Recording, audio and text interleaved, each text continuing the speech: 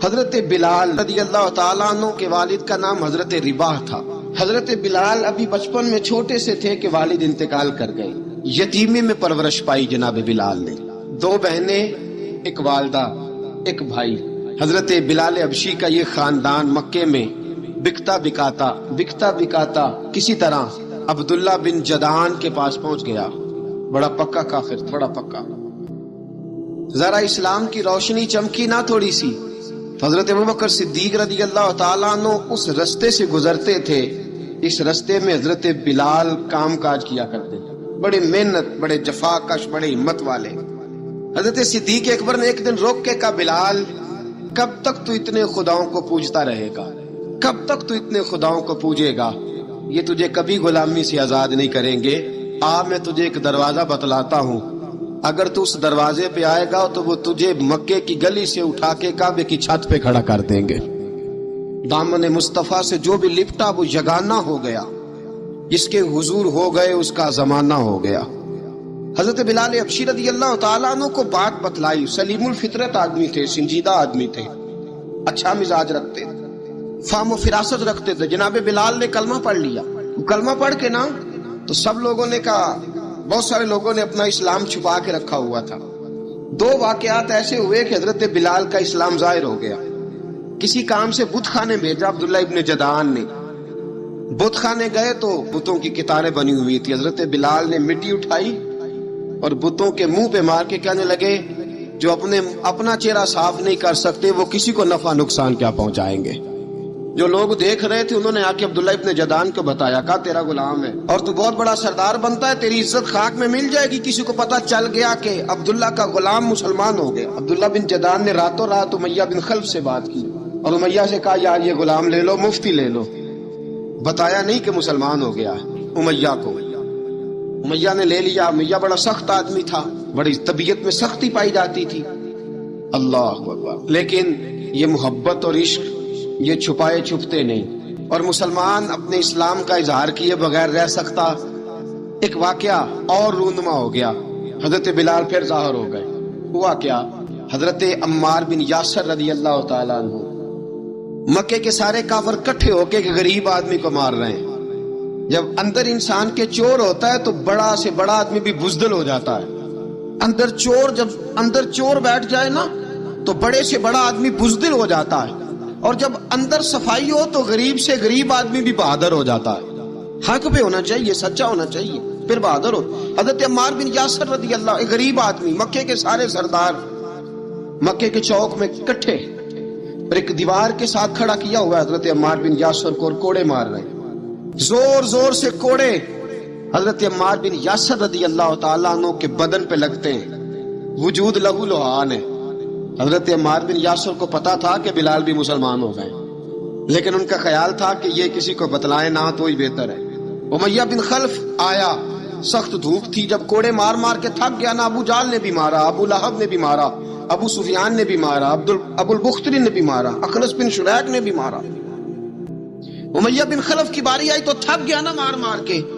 اسے پتا تھا کہ بلال بڑا سخت آدمی ہے، جو کام بھی کہو بلال کر دیتا ہے۔ امیہ نے کہا بلال سے، کہا بلال ادھر آ۔ حضرت بلال گئے، کہا یہ کوڑا پکڑ اور اس کو مار۔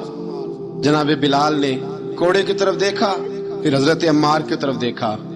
جناب عمار نہ دیوار سے ذرا آگے ہوئے، تھوڑے سے کانپتی ٹانگوں کے ساتھ تھوڑے آگے ہوئے، اور حضرت بلال کے کان میں کہنے لگے، یار 2-4 کوڑے مار لے، مجھے تو مار پاڑی رہی ہے نا، چل تو نہ اظہار نہ کر بیٹھنا، 2-4 کوڑے مار لے۔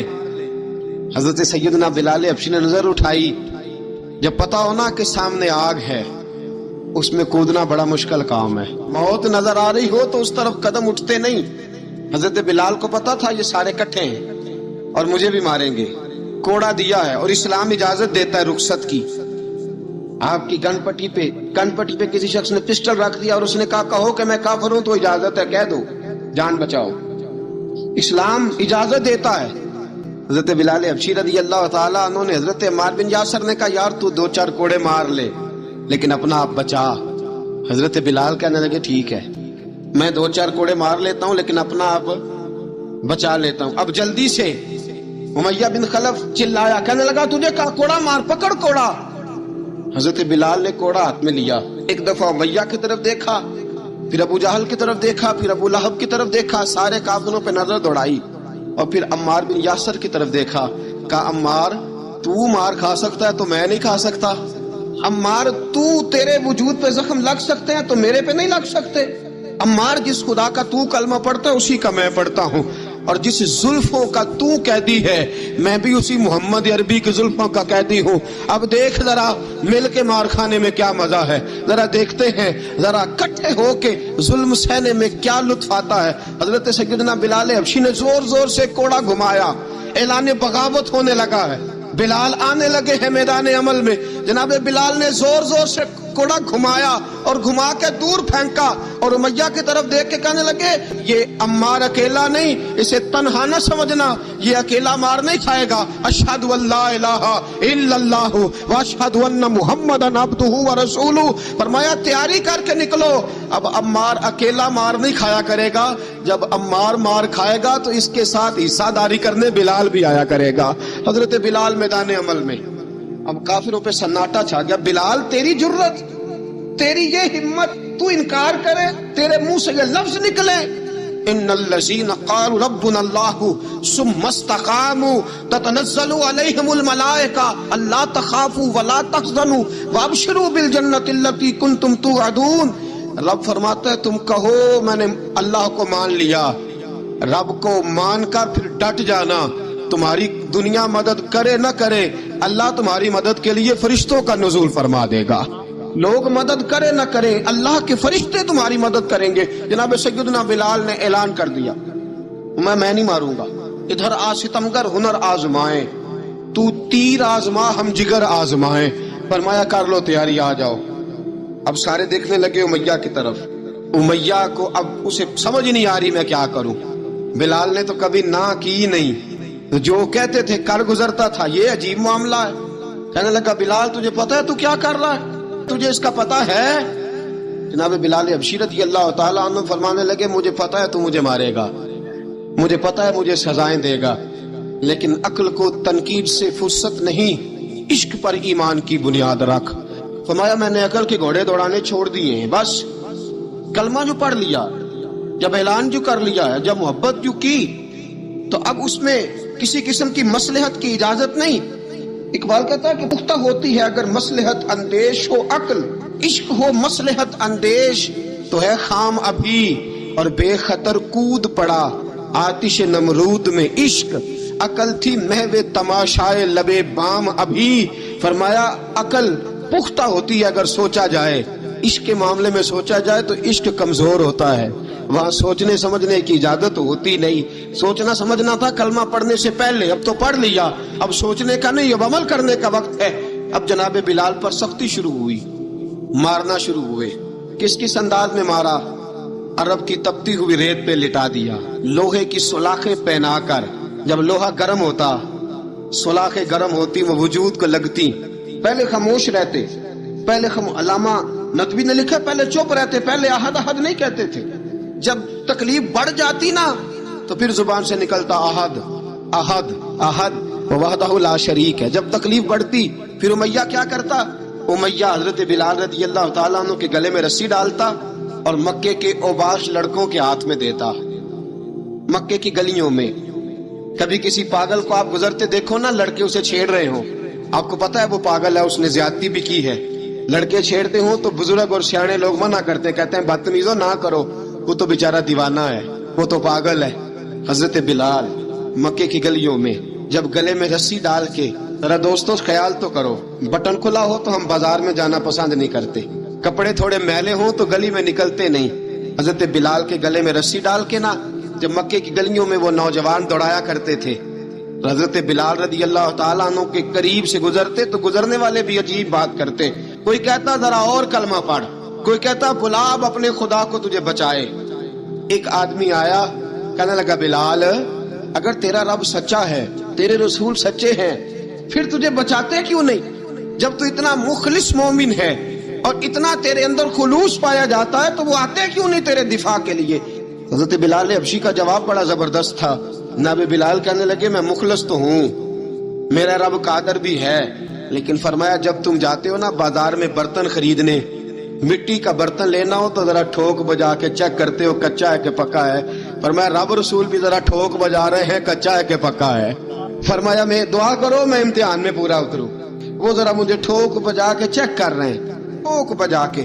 حضرت بلال حبشی مارا ستایا تینوں لب دیاں آپ گواچے سانو اپنی خبر نہ کوئی، ساتھوں پارے ککھ گلیاں دے سانو آخ دے لوگ شدائی، ننگ نموس دا ساڑ کے چولا گل پہنے تاج گدائی، آزم اپنا آپ گوایا تاں یار نے چاتی پائی. حضرت بلال حبشی اتنی مار اتنی تکلیفیں. اچھا حضرت صدیق اکبر گزرے. اچھا ایک بات اور، ایک تو تھا نا جب تکلیف ہوتی تھی تو احد احد کہتے تھے، ایک جب کوئی کافر نظر آتا تھا نا اس طرح بندہ چڑھاتا نہیں کسی کو. جب کوئی بے ایمان کافر نظر آتا حضرت بلال کو تو آپ فرماتے احد احد، اللہ ایک ہے، اللہ ایک ہے. جب کوئی نظر آ پھر آہستہ آہستہ وظیفہ پاک گیا، پھر سارا دن احد احد چلتا رہتا.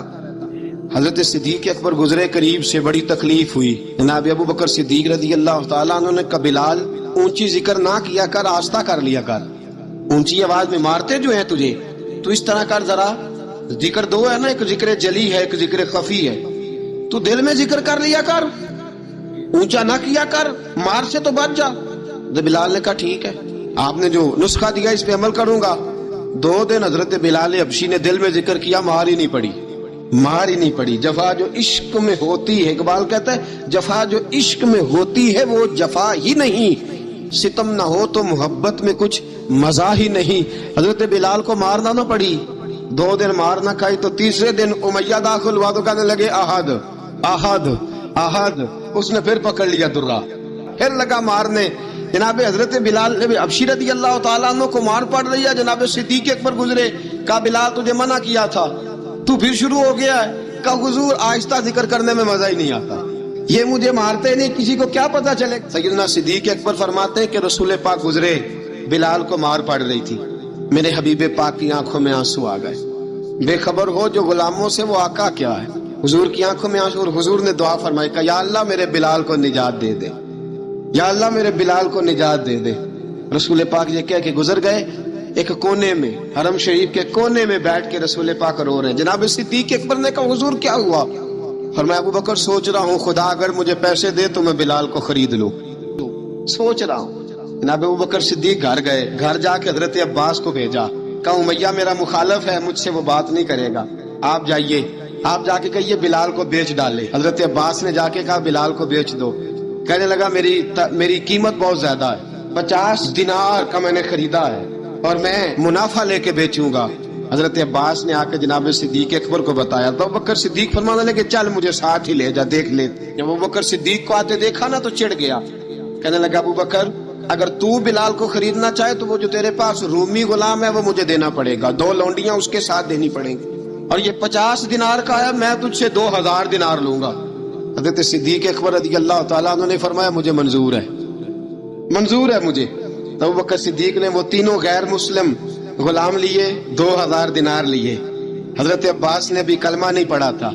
کہنے لگے ابو بکر تو کامیاب تاجر ہے، کیا کرنے لگے ہو؟ تو حضرت ابو بکر صدیق کہنے لگے آپ نے بھی کلمہ نہیں پڑھا، آپ کو اس سودے کا پتہ نہیں، آپ ابھی اس لذت آشنائی سے واقف نہیں، آپ ابھی اس راہ سے گزرے نہیں، آپ کو پتہ نہیں یہ بھی ایک ذائقہ ہے، یہ بھی ایک سودا ہے، یہ بھی ایک لذت ہے، یہ بھی ایک گہرائی ہے، یہ بھی ایک مزہ ہے، اس کا بھی آپ کو علم نہیں، آپ نے کلمہ نہیں نہ پڑھا. محبت کو سمجھنا ہے تو نہ سے خود محبت کر، کنارے سے کبھی اندازہ طوفان نہیں ہوتا. فرمایا ابھی تو راہ گزر میں ہے، کہتے مقام سے گزر، ابھی ذرا آگے چلیں گے نا، جب آپ کلمہ پڑھیں گے تو آپ کو پتہ چلے گا. حضرت سیدنا بلال حبشی کو لینے کے لیے صدیق اکبر پہنچے، 2000 دینار، 3 غلام پڑھے لکھے سیانے سمجھدار. جب دیے نا امیہ کھل کھلا کے ہنسا، کہنے لگا ابو بکر بڑے گھاٹے کا سودا کیا تو نے، ابو بکر تو نے بڑے گھاٹے کا سودا کیا ہے. یہ پڑھا لکھا مجھے دے کے جا رہا ہے اور یہ ان پڑھ تو لے کے جا رہا ہے، یہ خوبصورت رومی غلام دے کے جا رہا ہے اور یہ حبشی کالے رنگ کا تو لے کے جا رہا ہے، اور 50 دینار کا غلام 2000 دینار میں تو لے کے جا رہا ہے. اتنی بڑی نادانی. حضرت جناب سیدنا صدیق اکبر رضی اللہ تعالیٰ کہنے لگے امیہ تو کافر ہے لیکن تو نے ابھی بھی پیسے تھوڑے مانگے ہیں، تو نے بلال کا رنگ دیکھا ہے، میں نے مصطفیٰ کے عشق کا رنگ دیکھا ہے. فرمایا تو ابھی اس کے رنگ میں الجھا ہوا ہے اور میں جو اس کے باطن کا حسن ہے وہاں تک پہنچ گیا ہوں. حضرت سیدنا بلال حبشی رضی اللہ تعالیٰ عنہ ساتھ کھڑے. ابو بکر صدیق رضی اللہ تعالیٰ عنہ نے ارشاد فرمایا اگر میں یمن کا بادشاہ ہوتا اور تو مجھے کہتا کہ بلال میں تب دوں گا جب تو مجھے یمن کی حکمرانی دے گا، فرمایا میں تجھے یمن کی حکمرانی بھی دے دیتا لیکن بلال کو ضرور خرید کے لے جاتا. ابو بکر صدیق فرماتے ہیں جب میں بلال کو لینے گیا تو حال پتہ کیا تھا؟ فرماتے ہیں کہ ٹانگیں اوپر کر کے نا جس طرح آدمی رکوع میں بیٹھتا ہے اس طرح کر کے نا ٹانگیں اور سر پھر زمین کو لگا کے اس طرح سجدے میں آپ جاتے ہیں لیکن بالکل ٹانگوں کے ساتھ سر رکھ کے. فرماتے ہیں 4 بھاری چکیاں ریت پہ حضرت بلال تھے ان کے اوپر چکیاں رکھی ہوئی تھی اور فرماتے ہیں حضرت بلال تھوڑی تھوڑی حرکت کرتے تھے تو وہ چکیاں جسم کے ساتھ لگتی تھی نا پارٹ ان کے.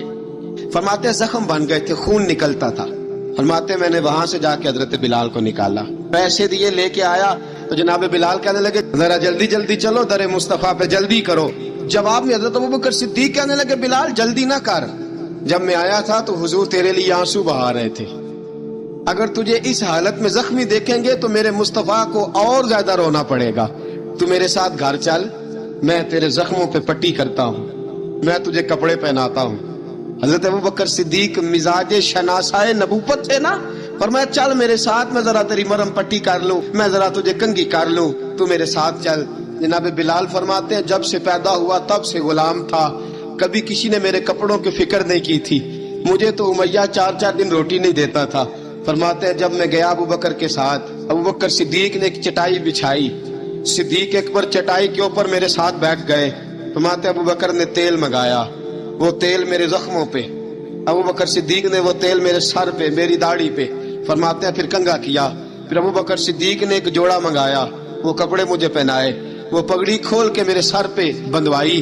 فرماتے ہیں ابو بکر نے مجھے تیار کیا، فرمایا تو آج جا رہا ہے در رسالت مآب پہ، آج تو پہنچ رہا ہے حضور کے دروازے پہ. اور وہ کسی شاعر نے تو بڑی شاندار بات کی، اس نے کہا بڑی امید ہے سرکار قدموں میں بلائیں گے، کرم کی جب نظر ہوگی مدینے ہم بھی جائیں گے، اگر جانا مدینے میں ہوا ہم غم کے ماروں کا مکینے گنبد خضرا کو حال دل سنائیں گے. حضرت بلال ان کے دل میں بڑی امنگ تھی آج جاؤں گا در رسالت مآب پہ. مولا رومی لکھتے ہیں کہ جناب سیدنا صدیق اکبر نے سجایا سوارا، جناب بلال کے آنسو رکتے ہی نہیں. کہا باپ ہوتا ہے جو خدمتیں کرتا ہے، میں نے آنکھ کھول لی تو باپ کا سایہ تو میں نے دیکھا ہی نہیں. اور فرمایا ماں تھی تو ماں جب بھی میں کام کر کے آتا تھا تو مجھے دیکھ کے میری اماں بس رو دیا کرتی تھی. 2-3 بہنیں تھیں اور حضرت بلال فرمانے لگے ان بہنوں کو میں دیکھتا تھا تو وہ میرا حال دیکھ کے روتی تھی اور جب وہ مجھے دیکھتی تھی تو میں رو دیا کرتا تھا. فرمایا ابو بکر میں نے تو یہ رنگ ڈھنگ دیکھے نہیں جو آج تو مجھے دکھا رہا ہے. جناب سیدنا صدیق اکبر رضی اللہ تعالیٰ عنہ بنا سوار کے نا حضرت بلال کا ہاتھ پکڑ کے سینے پہ رکھا. جناب بلال ہچکی لے کے روئے. حضرت ابو بکر صدیق نے فرمایا جتنا رونا یہاں رو لے، میں کائنات کے آنسو دیکھتا ہوں لیکن جب نبی کی آنکھوں میں آنسو دیکھتا ہوں تو دیکھے نہیں جاتے. فرمایا یہاں رو لے، بہا جتنے آنسو بہا سکتا. حضرت بلال حبشی بھی روئے، جناب سیدنا صدیق اکبر بھی روئے. جب پہنچے نا دروازہ رسول پہ تو بند کر دیا تھا نا حضرت بلال کو، بلال تو نے رونا نہیں، عشق ہوئے تے درد ہوئے تے ہائے نکلے، پھر کوئی نہیں رہندا جر کے. حضرت سیدنا بلال حبشی کو لے کے پہنچے در مصطفیٰ پہ. رسول اکرم صلی اللہ تعالی علیہ وسلم نے ایک نظر حضرت بلال پہ ڈالی. جناب بلال نے یوں آنکھ ملائی تو سر جھکا لیا، وعدہ کیا تھا نا رونا نہیں، سر جھکا لیا. اب دوسری نظر نبی کریم صلی اللہ تعالی علیہ وسلم نے جب اٹھائی نا حضرت ابوبکر صدیق کی طرف تو حضور نے فرمایا صدیق تیرا شکریہ، ابو بکر اللہ تجھے جزا دے.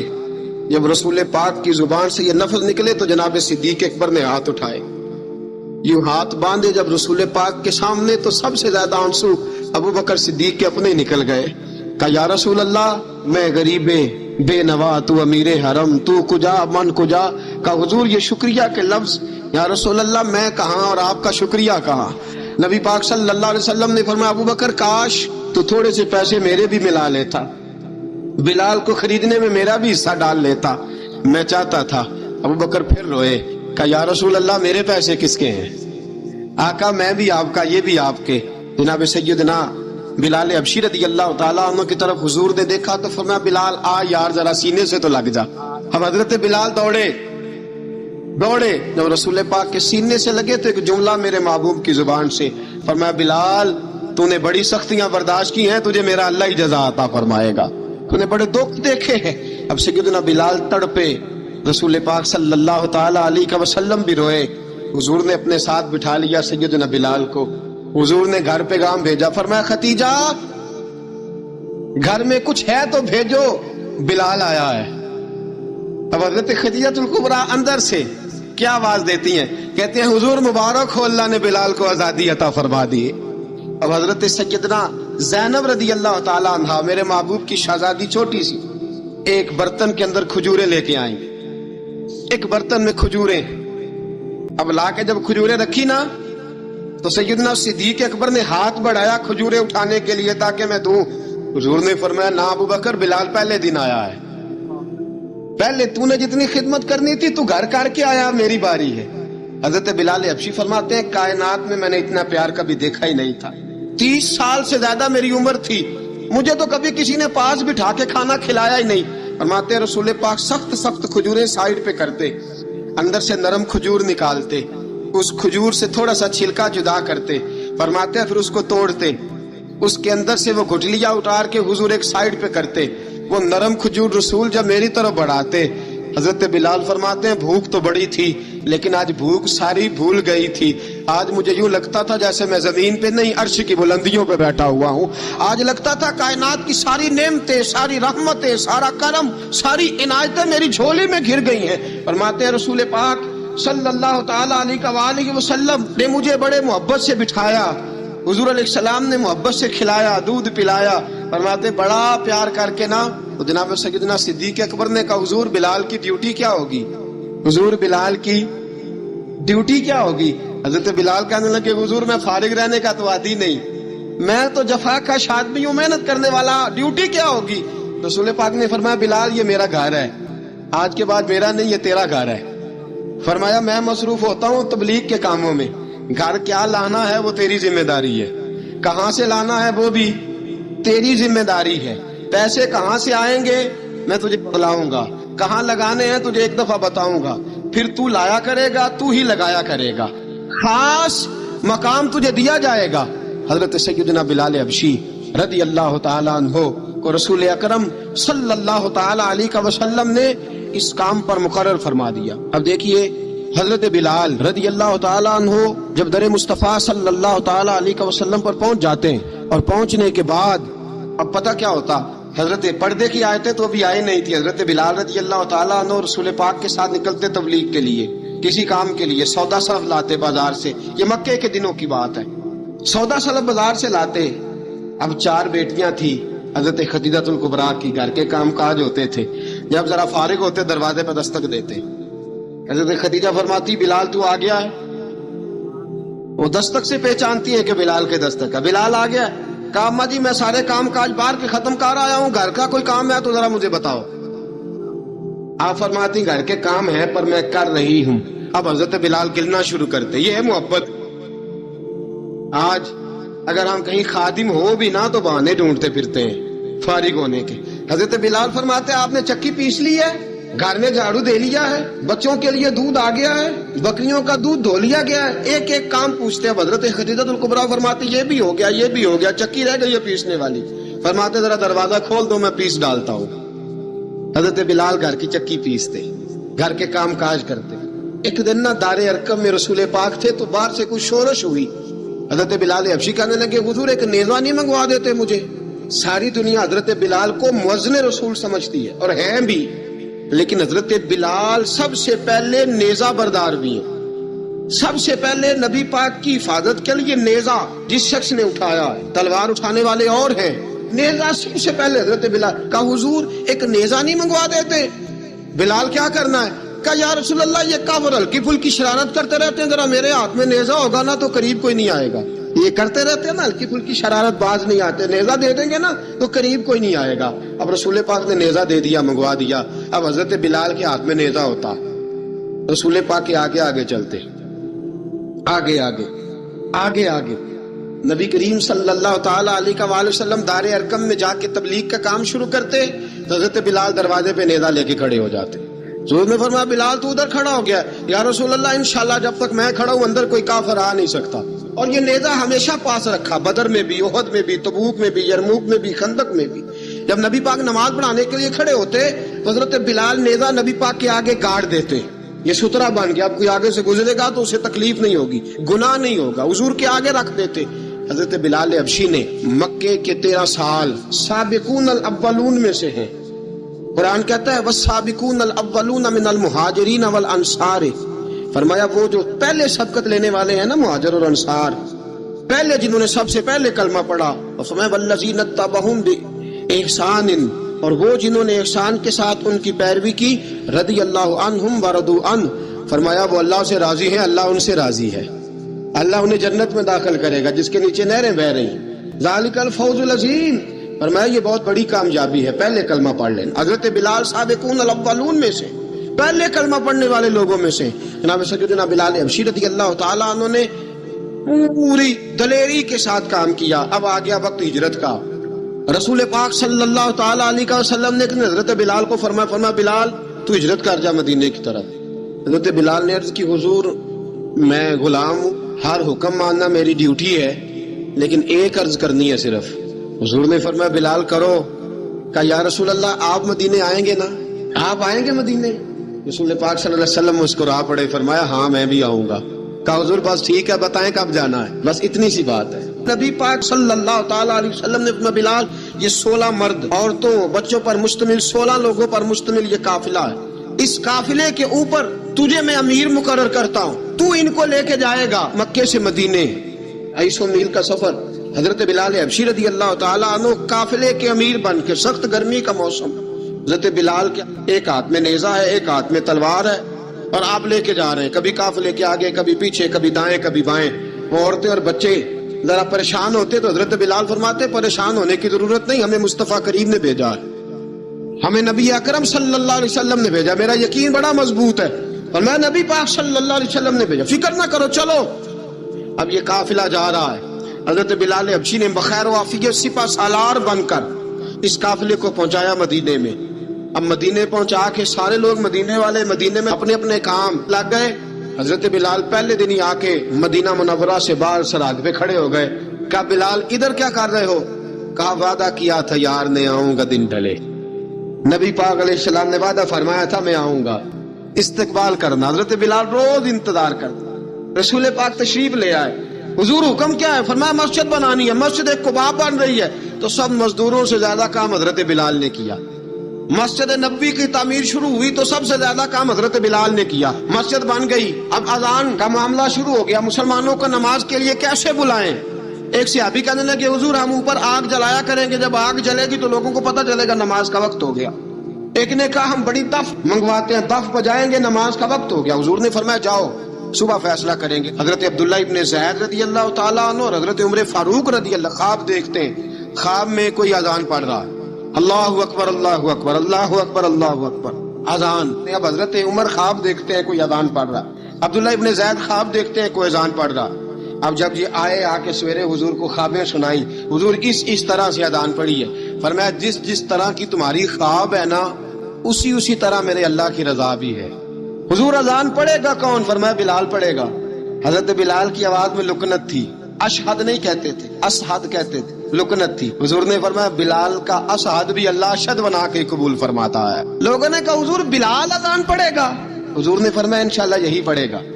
اب اصحاب صفہ میں پڑھتے بھی تھے، باقاعدہ علم بھی حاصل کرتے تھے، نبی پاک کے پاس تعلیم حاصل کرتے تھے حضرت بلال حبشی. اب حضور نے فرمایا بلال یہ اذان کے لفظ ہے تو اذان پڑھا کرے گا. جناب بلال حبشی کو اذان سکھا دی اور رسول پاک صلی اللہ تعالی وسلم نے فرمایا چڑھ جا مسجد نبوی کے ساتھ مینارے پہ، چڑھ جا ایک کونے پہ چڑھ کے اذان پڑھ. اب حضرت بلال حبشی رضی اللہ تعالیٰ عنہ نے سب سے پہلی اذان تاریخ میں پڑھی. 2 مرتبہ حضرت بلال اذان نہیں پڑھ سکے جب تک رسول پاک موجود ہے. 2 مرتبہ. ایک مرتبہ تو مدینہ منورہ میں کسی وجہ سے حضرت بلال اذان نہ دے سکے. ایک مرتبہ تبوک سے واپسی پہ سو گئے. حضور نے فرمایا بلال تیری ڈیوٹی ہے ہمیں جگانے کی. حضرت بلال خود بھی سو گئے. سویرے جب اچھی طرح سے سورج چمکا تو رسول پاک کی آنکھ کھلی. حضرت بلال کو حضور نے آواز دی، جناب بلال چونک کے اٹھے، فرمایا تجھے کہا تھا جگانا ہے؟ یا رسول اللہ ساری رات جاگتا رہا، جب جاگنے کا ٹائم آیا تو سو گیا۔ میں نے کہا میں ذرا کمر سیدھی کر لوں، حضور پاس لیٹا ہی ہوں تو آنکھ لگ گئی، ٹیک لگائی ہے بس میں نے، پتھر کے ساتھ آنکھ لگ گئی۔ حضور نے فرمایا چلو پڑھو اذان۔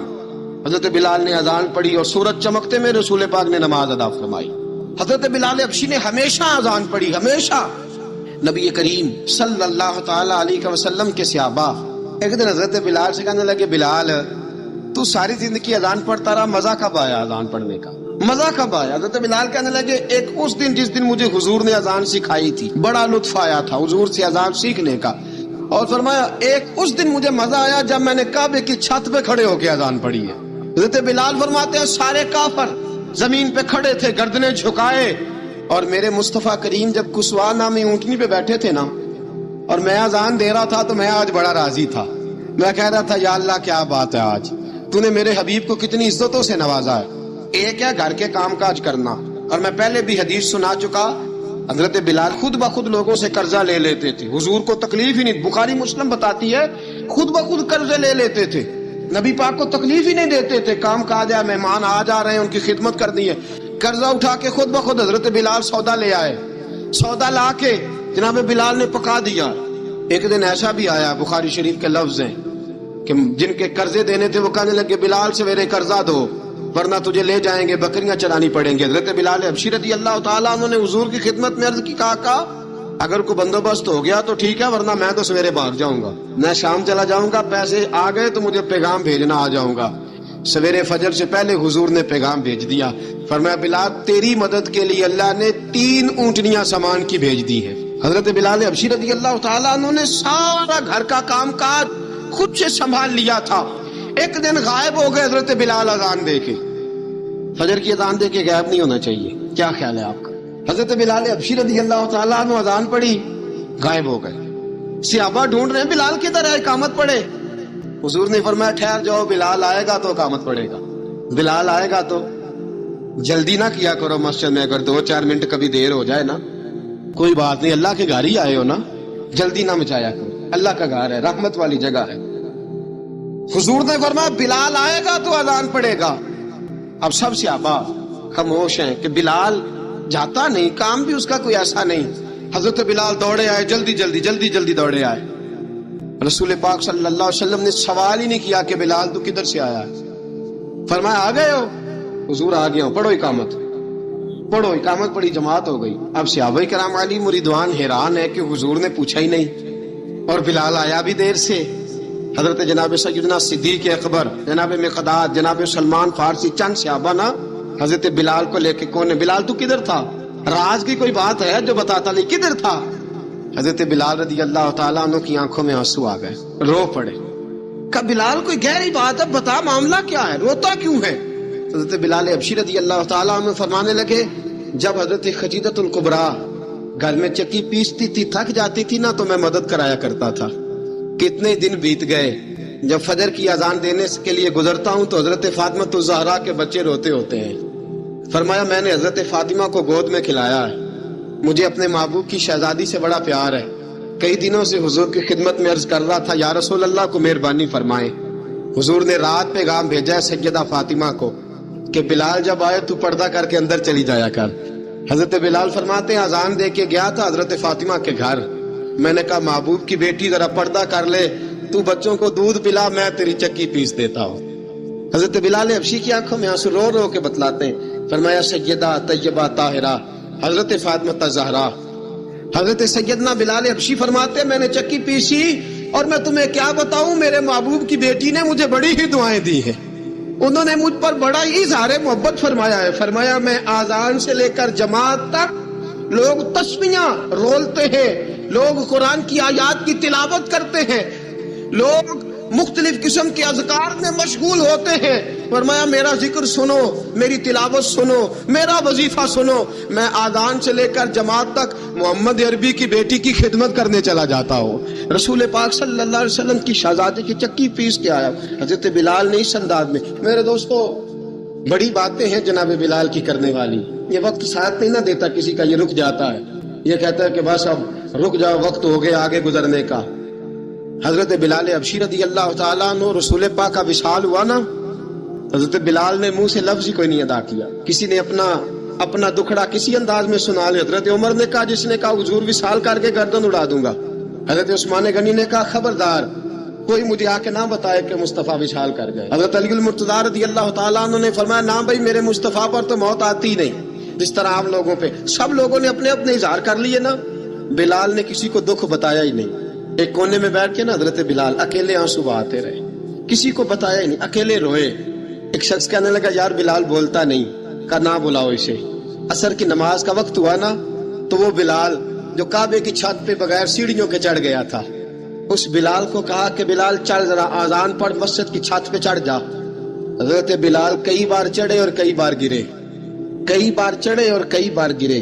حضرت بلال حبشی رضی اللہ تعالیٰ نے آواز دی، کہا سلمان میری مدد کرنا، میری مدد کرنا. اب مجھ سے چڑھا نہیں جاتا، اب مجھ سے جایا نہیں جاتا. جناب سلمان فارسی نے بھی سوال نہیں پوچھا کہ بلال تو بیمار ہے، یہ نہیں پوچھا. حضرت بلال کو 2-4 صحابہ نے اٹھایا، چھت پہ پہنچایا. بلال نے اذان شروع کی. جب کہا نا اللہ اکبر اللہ اکبر، وہ آواز جس میں بڑا سوز ہوتا تھا، بڑی درد، بڑی بلندی ہوتی تھی، بڑا جوش خروش ہوتا تھا، آج وہ آواز دب گئی. جب بلال نے کہا نا اشہد ان لا الہ الا اللہ، تو حضرت بلال رضی اللہ تعالیٰ عنہ نے تھوڑی دیر روک کے سانس لیا. جب کہا نا اشہد ان محمد الرسول اللہ، جو سارے چپ کھڑے تھے نا، ان میں سے ایک بابا رو پڑا، جس کا نام ابو بکر صدیق تھا. جب حضرت ابو بکر صدیق کی آنکھ میں آنسو آیا تو حضرت بلال چھت کے اوپر زمین پہ گرے، زمین پہ گرے اور کہا ابو بکر یہ ڈیوٹی کسی اور کی لگا دے، یہ ڈیوٹی کسی اور کی لگا دے، اب میری روح اجازت نہیں دیتی، مصطفیٰ کریم کے بعد مجھ سے اذان نہیں پڑھی جائے گی. آپ نے واقعہ سن رکھا ہے کہ ایک بار صحابہ نے بلایا، دوبارہ آئے، حضور خواب میں ملے. کہا بلال تو آتا کیوں نہیں؟ بلال چھوڑ کے چلے گئے تھے. فرمایا اب میرا یہاں دل نہیں لگتا. ملک شام کے شہر حلب میں چلے گئے تھے، چھوڑ دیا تھا مدینہ منورہ. اب میری نگاہوں میں جچتا نہیں کوئی، جیسے میرے محبوب ہیں ایسا نہیں کوئی. مدینے حضرت بلال آخری بار. لوگوں نے کہا اذان پڑھو. کہا مجھے وہ اذان بھول ہی گئی ہے جو مجھے مصطفیٰ کریم کے زمانے میں پڑھا کرتا تھا، مجھ سے نہیں پڑھی جاتی، نہ مجھے کہو، میں کیسے پڑھوں؟ امام حسن اور حسین نے آ کے دامن تھاما نا، تو کہا بیٹا میں تمہاری نانی کا بھی نوکر رہا ہوں، میں تمہاری ماں کی چکی بھی پیستا رہا ہوں، مجھ سے کوئی فرمائش نہ کر ڈالنا. میں نے نوکری کی ہے اور مجھے اگر اللہ نے توفیق دی تو میں تمہارے بچوں کے پیر بھی دھویا کروں گا. لیکن امام حسن رضی اللہ تعالیٰ عنہ نے فرمایا بلال ایک بار تو اذان سنانی پڑے گی. سنائی بلال نے اذان. کوئی گھر مدینے میں ایسا نہیں تھا جہاں سے رونے کی آواز نہ آئی ہو. حضرت عمر فاروق رضی اللہ تعالیٰ عنہ اپنے زمانے میں شام گئے تو جناب بلال حبشی رضی اللہ تعالیٰ عنہ سے کہا کہ اذان پڑھو. حضرت بلال نے فرمایا میں پڑھ ہی نہیں سکتا. بڑی ہمت کے بعد اذان پڑھی اور جناب بلال نے کہا تم اگر روئے نہ تو میں اذان پڑھوں گا. رونا نہ، وعدہ لے لیا. حضرت عمر تو نہ روئے لیکن معاذ ابن جبل نے رونا شروع کر دیا. جب معاذ ابن جبل روئے تو پھر عمر بھی روئے، جب عمر روئے تو پھر بلال بھی روئے. رسول پاک کے بعد پھر اذان اس سے آگے بڑھ نہ سکی. وہ اذان اشہد ان لا الہ الا اللہ تک گئی.